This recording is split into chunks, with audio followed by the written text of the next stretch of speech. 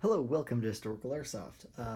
So I'm bored on a Tuesday afternoon, and I found this old hat that I found at an airsoft field a couple years ago and never really wore. Um, so I decided that I would paint it up with some spray paint, try to create a improvised camouflage pattern on it.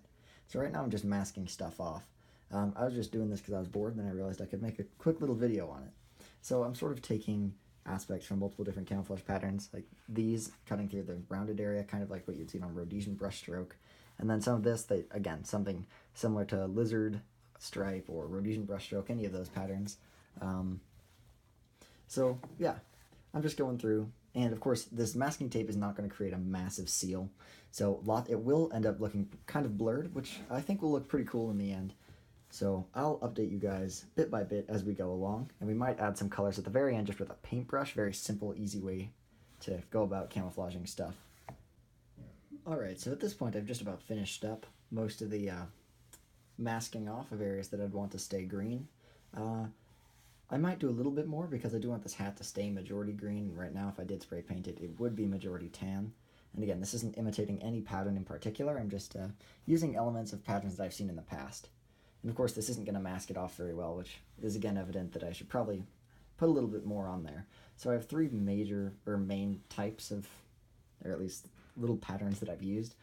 This almost vegetation sort of looking stuff, which I've copied again here. These blobs, which I have in sets of 2 or 3. 3 there, and then another 2 back here.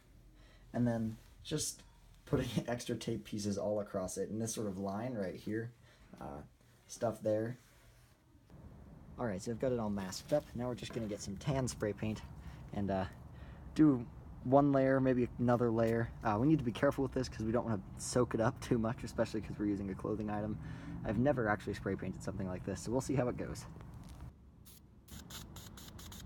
So I'm just doing a little bit of test spraying to make sure that it's, working out alright.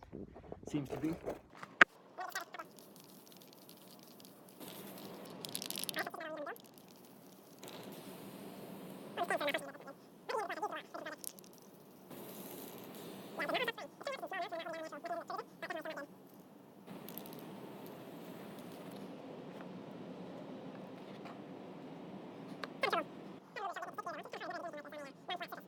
Alright, so we've gone through and spray painted it.